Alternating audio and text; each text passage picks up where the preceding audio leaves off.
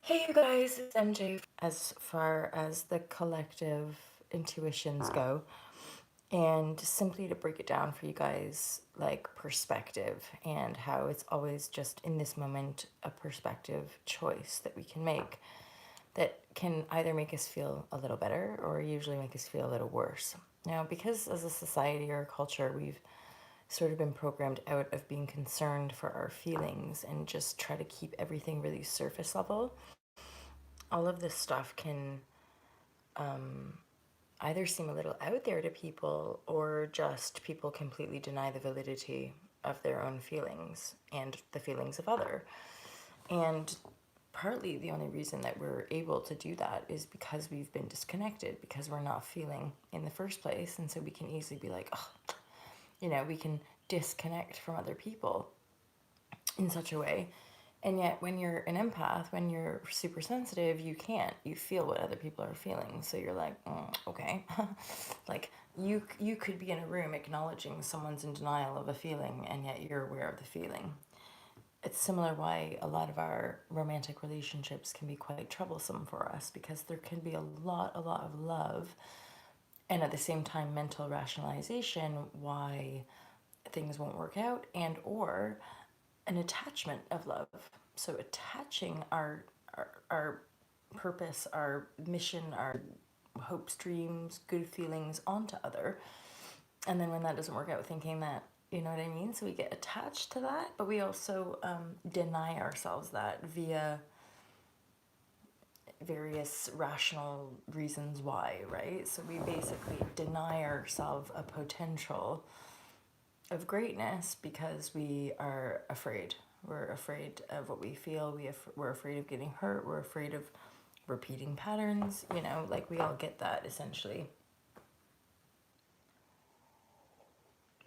But that's where discernment comes in, because patterns aren't necessarily what they look like. And oftentimes we're in a pattern because we're meant to be in a pattern. We're meant to act out the pattern.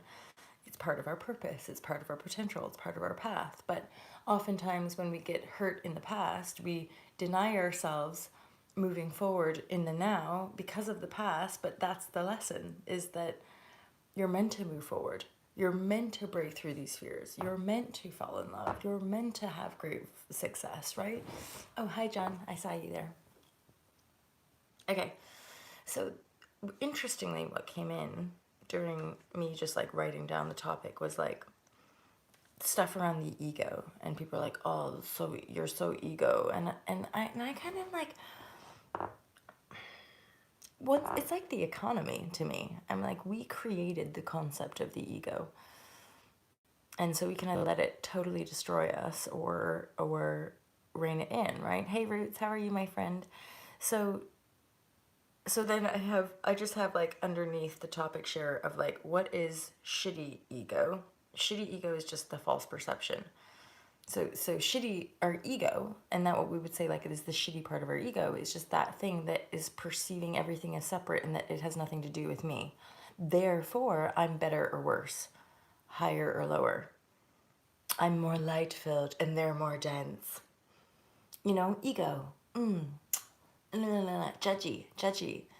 Thinking things are separate rather than like, and then I have underneath that the positive ego, which is like the oneness perspective, which is unity, which is like you and me are one here. You and me are connected. My actions affect your actions and vice versa.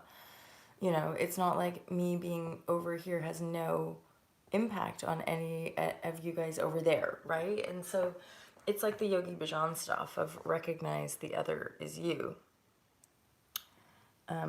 Recognize the other as you. That's the unity perspective. That's ultimately what helped me practice compassion as well, because I had major control and anger issues, and it was because I was doing A Course in Miracles, and there's a lesson in A Course in Miracles saying that your anger is never justified, and I was like,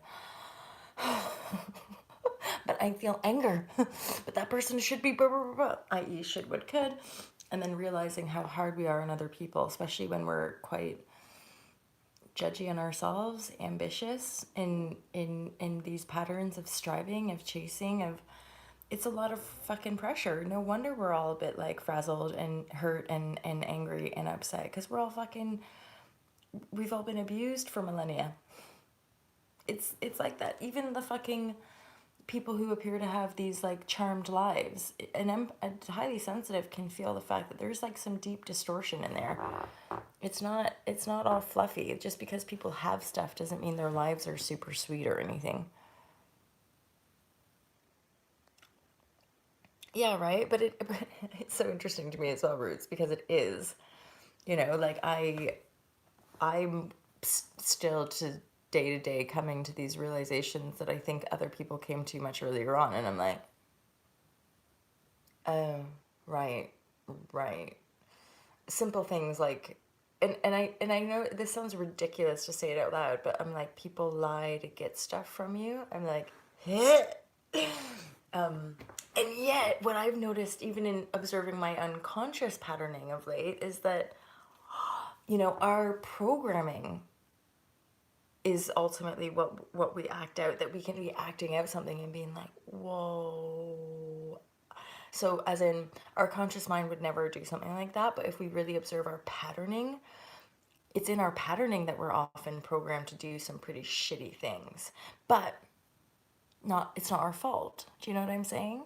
So I recently uncovered a kind of insidious patterning around sexuality, control, manipulation. But what I realized was that that's a pattern based in survival.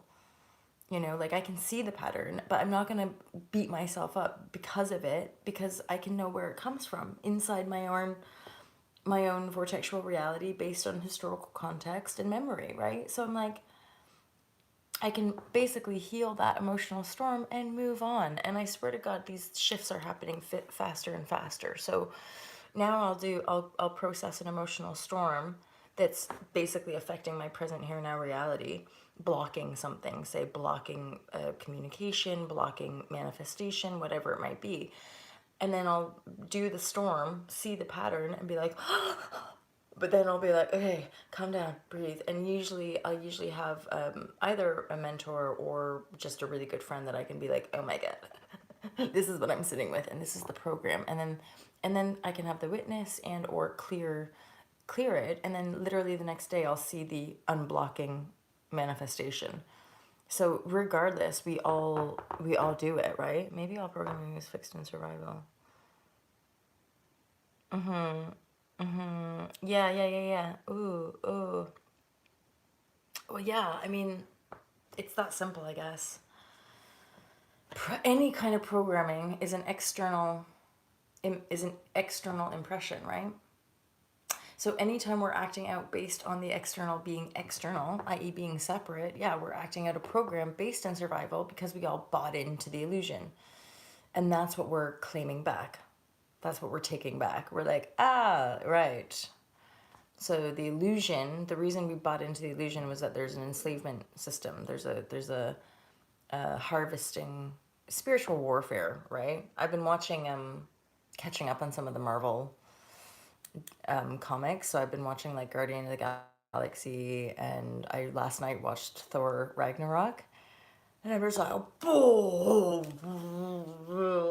like the light forces, like when Thor gets his proper fucking Lord of Thunder back, you're just like,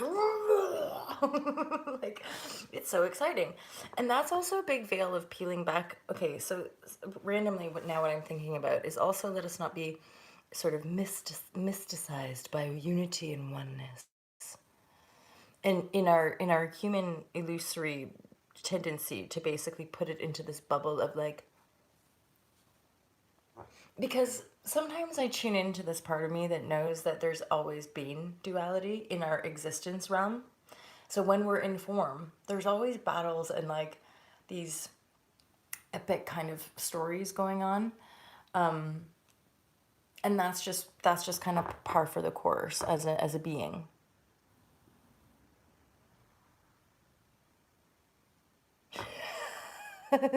Nice. I love that, John. Like, in the moment, does it feel yes? Does it feel no? And like we're allowed to choose. We don't just have to perpetually give of self if it's not in alignment with the self, right? Which is why the alignment piece and getting your authenticity is so legit the thing, because no one can do that for you. Like no one else. Like no one can be who we are. And so us being who we are is the legit biggest gift that we have for one another. And then that's our service to the world. And I straight up, like when you're in your flowing service, nothing else fucking matters. You're not going to go back to this or that or the other. This is part of like the last few months that I've been traversing, which again, as it all unfolds, I'll go back to kind of maybe explain a little bit more in detail like how I've been living my life these last few months, because it's been pretty radical, and like the majority of people would have maybe no idea what I've been sort of like facing in the dark corners of my own consciousness. But I'm learning more, which is the juice about manifestation. However, I'm somebody who's attempting to learn about manifestation beyond systematic greed, manipulation, and like, and also someone in earnest who wants to see it go, who would like to rebuild the system so that it serves more people, i.e. Kurt Mill, resource-based economy versus the one that we're in, this debt-based economy. And it makes perfect sense in every sector of our communities and our societies. It's like education, politic, banking. Banking, it's not banking as such, it's currency. It's us as a humanity figuring out the currency that we desire to use as a form of exchange. And in my awareness anyway, once we bridge more sort of firmly into like this idea of a 5D reality, we don't really need like a physical material substance to represent currency, because we're all in alignment. We can feel currency.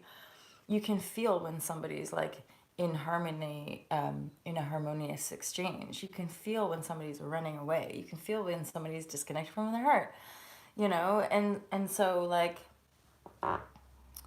I don't know. I guess what I could describe to you guys is that like my own like once programmed perception of like economy, money, and all that stuff is really, really changing. Like really, really. And feeling the freedom, yes, chic. Me too. And the ups and downs, and like some of the old stuff as well. And this is where I'm like, I often like to put it really simple for people. Like in any given moment, it's always here now. It's always here now. It's always here now. In any given moment, you can either be like, oh, oh, life, curious, love, in awe, whoa, I'm seeing this, I'm experiencing this. Like, what is it? And how is it? And how can I improve it? And how can I be more? And how can I, right? It's like, in the here now, we can be choosing to be a loving creator, even in the sadness. And this is where I share as honestly as I can about emotional storming, is that even when I'm storming, I can be watching myself storming, being like, damn, girl, you powerful, you awesome, right? Like, I'm not there in the storm being like, you disgusting wench, shall you never come back? Like I'm just being with myself, and I'm processing stuff and flowing with the energies. It's not, it takes us forever to be in the present of the present. OMG, hi. Like, I read Eckhart Tolle like 20 years ago and was like, yeah, the power of now. And then I just had all this ego stuff to learn about. And my gosh, it's been powerful. Plus the whole emotional piece and the karmic backlog of like, what? We're actually carrying out these programs from long ago, which is a weird, of course, it's a weird head fuck when it comes to our programming of linearity. This is the 3D reality, and that's all there is. Shh. And all that's coming undone, right? We're part of the undoing of the matrix, because we're the new, it's not a matrix, but we're the new energy flow here. So yeah, in any given moment, which that's enough of a practice, isn't it? Just be present with what you are, with what you're feeling. The more present you are, the more you notice how much your mind defaults into blame and attack, because you don't want to feel the feels. But in any given moment, we can either be in that sort of transparent, present, open, loving space, which is just unconditional love and acceptance. Pretty boring, neutral, peaceful, contented. There's not much fluctuation there. It's just presence. That's all. And then, or there's only two. I've made vlogs about this before. There's really only two. Gotta go. Much love to you, Roots. I'm gonna catch up with you soon. So it's either you're in a loving creator state, or you're in a fearful slave state. And here's the interesting thing that we don't often realize, that ambition and drive and a lot of these chasing recognition ambitions is a enslavement state. Pardon me. There's fear driving that desire ultimately. Again, rooted in survival, because if you don't become successful, if you don't make lots of money, if you don't know lots of stuff, then you're gonna be homeless, or you're gonna, right? There's all these fears around not becoming a success. However, this is where we can't judge books by covers, because in my awareness, it's feelings. Like, I've met plenty of highly successfully in the world people that don't vibrate joy. They vibrate lack, in fact.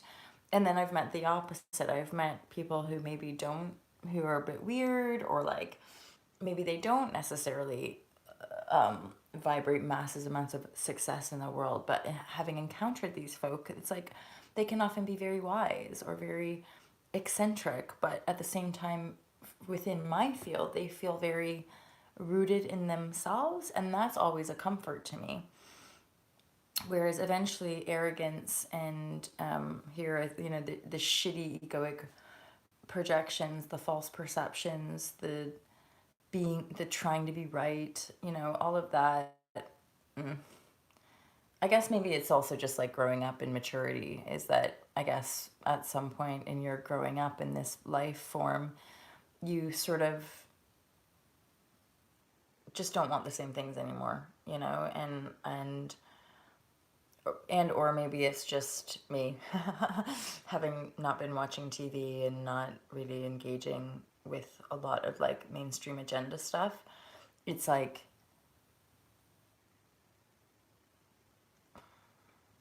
just peaceful and ease, you know, peaceful and ease. Like that's all there is. And then the beauty of getting to see what makes manifest in your reality from just being who you are and accepting who you are in full flow, you know, and full expanse. And that's why I talk about the emotional storms, because we live in a culture which wants everything to be like, yeah. And then when we get sad or when we get a bit angry, you're like, shh. Or what's wrong? That's the classic response. What's wrong with you? Nothing's wrong. I'm just feeling. And I'm feeling sad. Or I'm feeling mad, or I'm feeling whatever. And that's something that is being developed, I think, across the world in different progressive and more conscious communities, of people meditating, of people eating a little bit more clean and high vibrationally. Yeah, just there is more consciousness, there is more awareness. It's just been a long time coming for a lot of us. Thanks, Sheik. So are you, my friend. And certainly I know that we're now finally in these manifestation months. It's still happening really slowly, but I would say like a totally authentic grassroots movement is going to be, it's going to be real. It's going to be what it is. It's going to take the rest of my life and the rest of our lives, and all that we can pray and believe and vision and imagine to be true is that the following generations are going to take on the flame of truth, and bring these new paradigms into manifestation on this world, so that at least for a cycle of its existence, Earth can be and move into warlessness and true abundance for its people and for the beings here and the sentient beings and all of the creatures as well.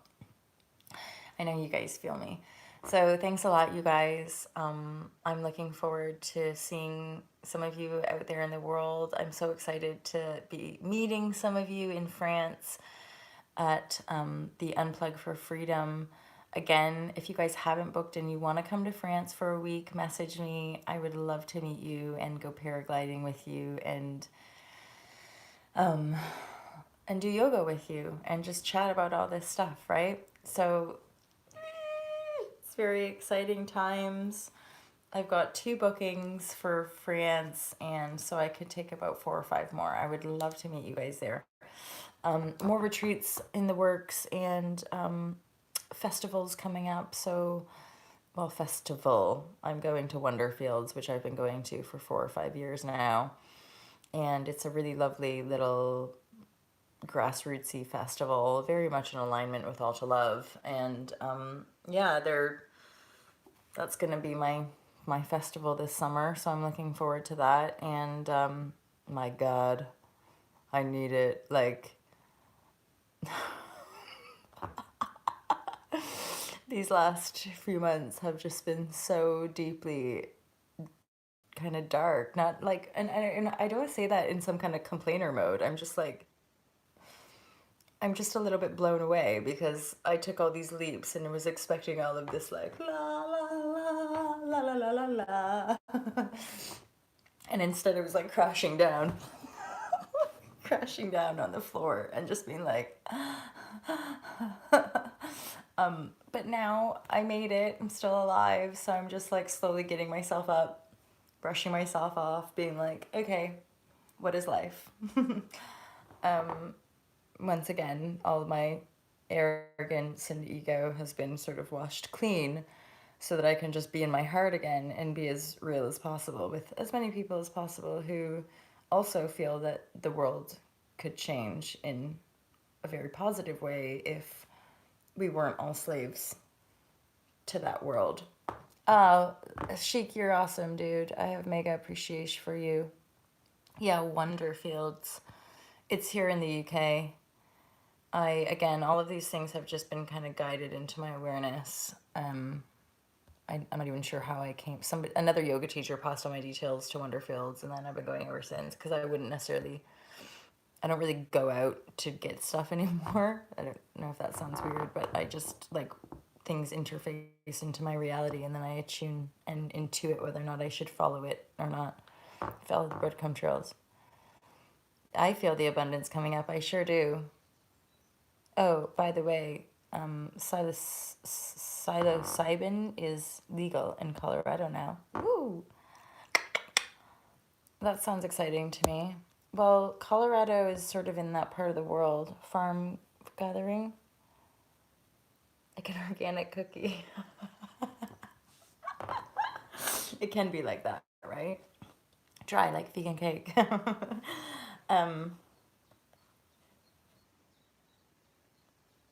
What did you just say? People will be microdosing in my camp. Oh, sweet. Yeah. Oh, yeah, Mike. Psilocybin.